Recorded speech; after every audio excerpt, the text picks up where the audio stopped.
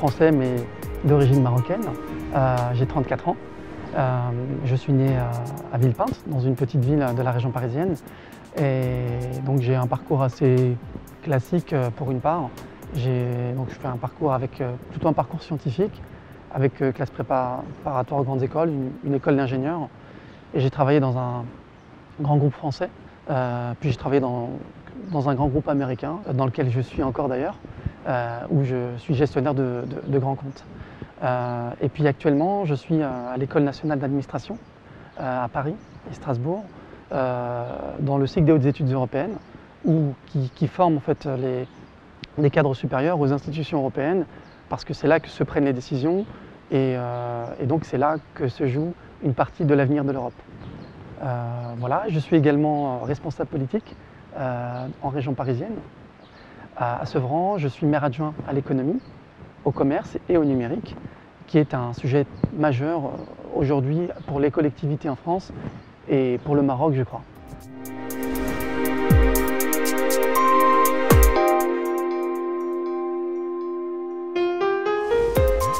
Alors, j'ai différents projets actuellement. J'ai été nommé au comité stratégique du Grand Paris par Jean-Yves Le Bonnier, qui est président de la métropole.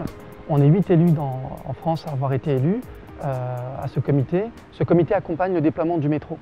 Alors je rappelle simplement, le projet du Grand Paris, c'est un des plus gros projets des 20 dernières années en France, plus de 20 milliards d'euros d'investissement de l'État, un projet qui est accompagné par une réforme territoriale qui change les compétences des collectivités vers la métropole. Et donc la loi de la réforme territoriale va prendre effet au 1er janvier 2016 en France. Et donc ce projet, ce comité stratégique, va accompagner le métro qui fera le tour de l'Île-de-France et qui va raccourcir les distances entre les banlieues, aujourd'hui, comme Sevran, Villepinte, voilà, moi je suis élu dans ces villes, avec Paris. Et aujourd'hui, sur des parcours où on met 1 heure ou 2 heures pour aller par exemple à la Défense, demain, alors le métro est prévu dans 10 ans, on mettra simplement une quinzaine, une vingtaine de minutes. Donc on va raccourcir la distance entre les pôles économiques et les banlieues. On va permettre également à des investisseurs de venir investir au sein des collectivités. Et on espère que cette grande métropole du Grand Paris sera une métropole équitable, avec une péréquation économique et une dynamique qui profite non seulement à Paris, mais aussi aux banlieues, puisqu'aujourd'hui, on se rend compte qu'il y a beaucoup de chômage dans les banlieues, une vraie discrimination souvent à l'embauche par rapport à la position géographique. Quand on vient du 93, c'est pas facile.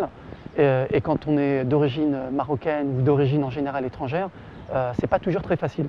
On est dans un contexte où on a une montée du populisme très, très fort en Europe. On le voit dans différents pays, que ce soit en France ou dans d'autres pays d'Europe. Et donc il faut être vigilant par rapport à ces phénomènes. Et la véritable réponse aujourd'hui, c'est la réponse économique, avec des projets qui permettront à la fois aux jeunes, mais aussi aux talents de pouvoir s'implanter et de créer et développer des projets. Donc un projet voilà, sur le Grand Paris.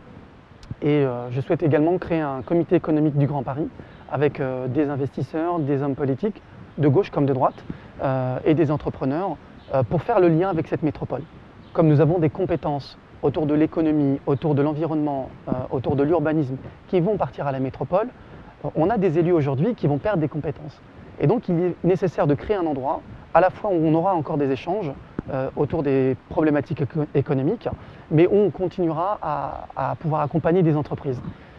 L'idée, c'est de créer un fonds d'investissement pour détecter les porteurs de projets dans le territoire du Grand Paris et pour labelliser ces projets avec un fonds d'investissement qui leur permette voilà, de déployer des projets.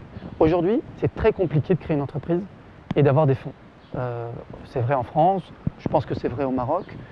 L'idée de créer un fonds d'investissement, c'est de faciliter cet apport économique à des gens qui ont des idées tout à fait innovantes. Et je suis persuadé que l'innovation est un moteur de la croissance économique de demain.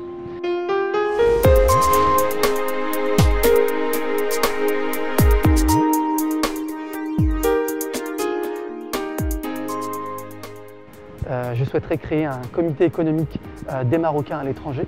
Aujourd'hui, nous avons beaucoup d'initiatives formidables pour le Maroc au niveau associatif. La Fondation Hassan II fait un travail formidable, mais il y a beaucoup d'associations qui font des travaux sur l'humanitaire, sur l'éducation, autour de la santé. mais je trouve que la réponse économique gagnerait à être beaucoup plus importante. J'ai rencontré différentes personnes des États-Unis, d'Afrique du Sud, de Grande-Bretagne, etc., qui portent des idées économiques, mais qui n'ont pas l'occasion de se retrouver pour échanger ces bonnes pratiques. Et donc créer un comité économique des Marocains à l'étranger permettrait, dans un premier temps, de fédérer toutes ces idées autour d'échanges structurés, de promouvoir l'investissement au Maroc, mais pas l'investissement pour l'investissement, comme il se fait déjà aujourd'hui, mais l'investissement pour le Maroc, fait par des Marocains. Puisqu'aujourd'hui, ce qu'on note au Maroc, c'est des investisseurs étrangers qui viennent investir pour des intérêts étrangers. Ce qui est positif, puisque ça crée de l'emploi au Maroc, mais la valeur est souvent moitié-moitié, une part pour le Maroc, une part pour les entreprises étrangères. Et l'idée, c'est de créer avec des Marocains qui ont pu réussir et qui ont pu développer des compétences et de l'économie à l'étranger, des compétences et de l'économie structurelle au Maroc. J'ai lu le rapport du Fonds monétaire international qui a été présenté en janvier 2015, et ce rapport montre un certain nombre de points positifs par rapport à l'économie marocaine, mais encore des chantiers qui nécessitent un développement, notamment le chômage chez les jeunes qui est très important, les inégalités entre les hommes et les femmes qui serait important de réduire sur tout un tas de sujets, la réforme de la retraite où on note une volonté du Royaume et des ministres de mettre en place un système à la hauteur et sur également d'autres sujets, notamment concernant les personnes âgées, les enfants. Enfin, il y a beaucoup de sujets qui sont importants que montre ce rapport. Et le côté économique. L'économie marocaine est en croissance, mais nous vivons dans un contexte où les BRICS, le Brésil, l'Inde, la Chine, sont en pleine émancipation économique et gagnent des parts de marché sur la scène internationale. Et le Maroc est un pays avec énormément de potentialités, un pays avec de l'énergie, avec des jeunes talents, avec des gens qui réussissent à l'étranger dans beaucoup de domaines, la santé, l'économie, la médecine. Et donc ces énergies sont à capter et à canaliser autour de fédérations économiques, par exemple, parce que c'est par l'économie qu'on arrive à avancer, par l'éducation et par l'économie. Et donc voilà, mon projet pour le Maroc, pour les prochains mois, sera de créer un conseil économique qui sera porté par, je l'espère, le ministère marocain, les ministres, la fondation et puis toutes les énergies qui voudront bien participer à ce projet pour développer notre pays, qui est un pays tout à fait formidable.